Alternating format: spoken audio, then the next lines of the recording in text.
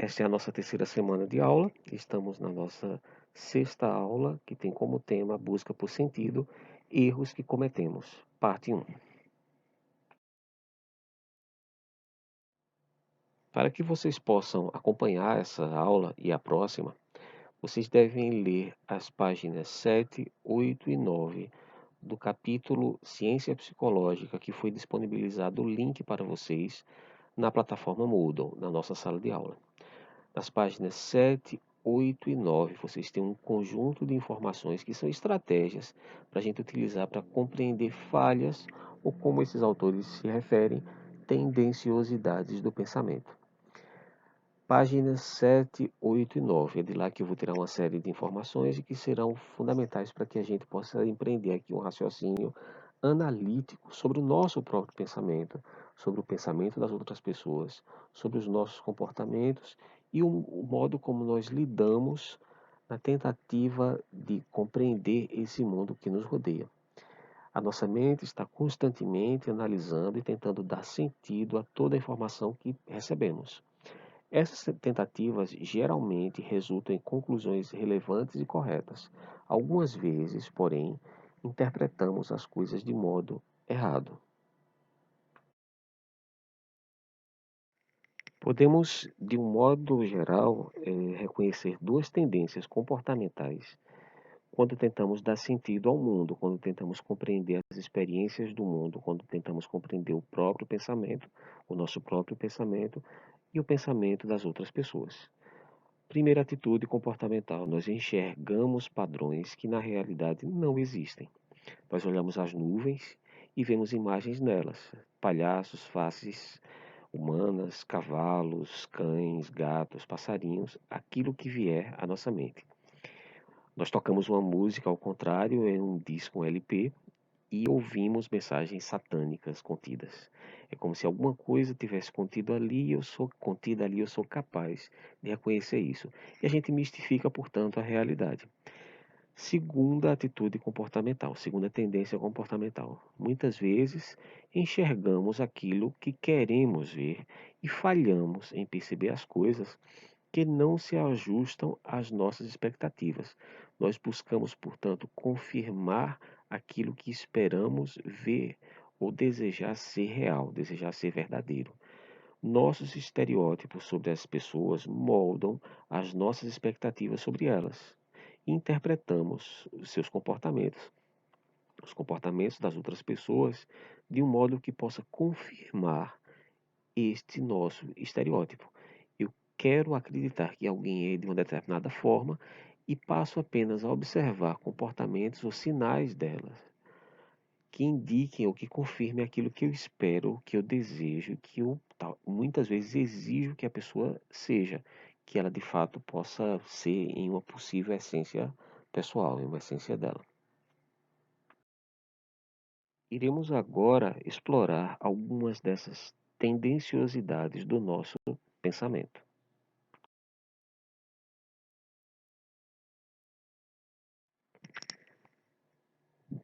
Primeira tendenciosidade do nosso pensamento: ignorando a evidência, viés de confirmação.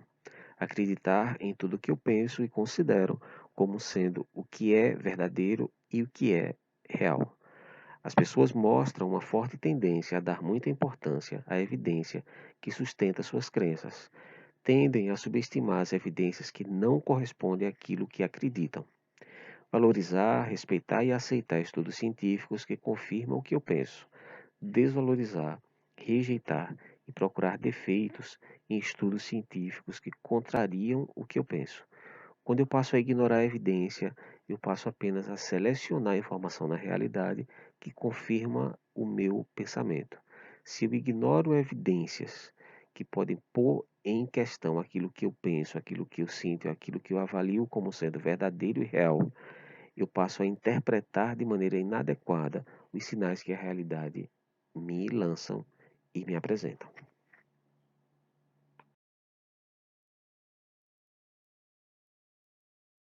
Vocês podem perceber que todos esses sinais de tendenciosidade do pensamento estão interligados.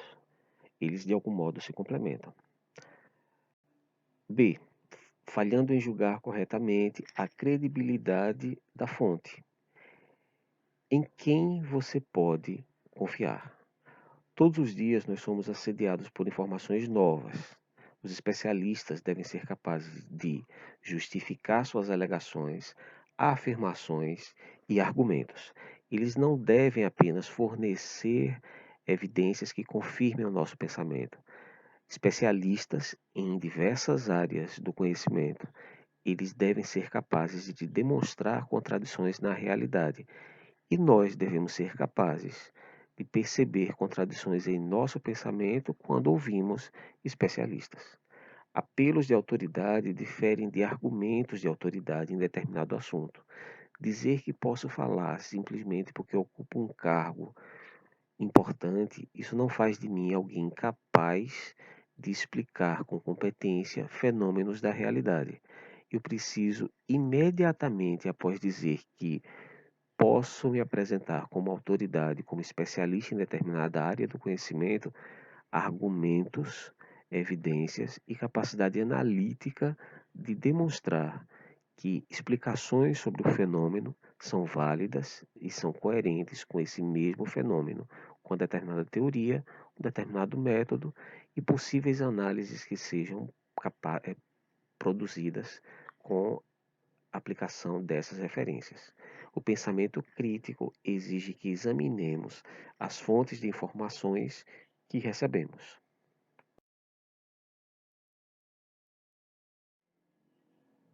Próxima tendenciosidade do nosso pensamento. Interpretamos equivocadamente ou ignorando a estatística. As pessoas falham ao interpretar a ocorrência de eventos ao seu redor.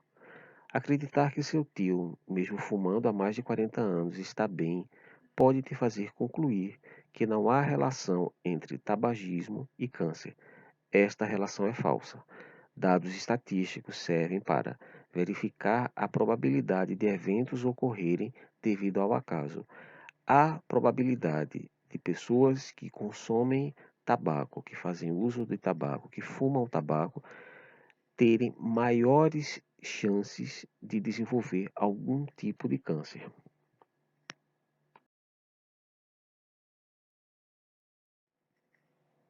Outra tendenciosidade do nosso pensamento, enxergando relações que não existem, criando algo do nada. Percepção equivocada de que dois eventos acontecendo ao mesmo tempo devem ter alguma relação. Em nosso desejo de descobrir a previsibilidade no mundo, às vezes enxergamos ordem onde não há, relação onde não há. Acreditar que eventos estejam relacionados quando na verdade não estão pode levar a um comportamento supersticioso. Um exemplo: um atleta que pensa que deve consumir determinada refeição antes de um jogo para conseguir vencer. O fã que acredita que vestir a camiseta do time favorito irá ajudar na vitória da equipe. Vamos resumir algumas ideias contidas no capítulo do livro Ciência Psicológica e que foram também abordados parcialmente nos slides anteriores. Tudo o que nós vimos até agora pode ser utilizado como estratégia para que analisemos o nosso próprio pensamento e possamos perceber nele as tendenciosidades que foram descritas até este momento. Podemos reconhecer tendenciosidade em nosso pensamento quando buscamos selecionar partes de uma determinada notícia ou conjunto de informações que nos leva a confirmar o que pensamos como correto ou justo.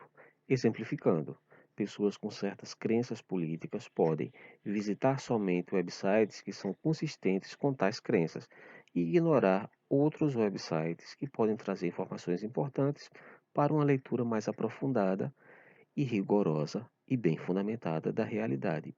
Perceber um determinado fenômeno da realidade a partir de outras óticas, de outras perspectivas, pode enriquecer a compreensão desse fenômeno.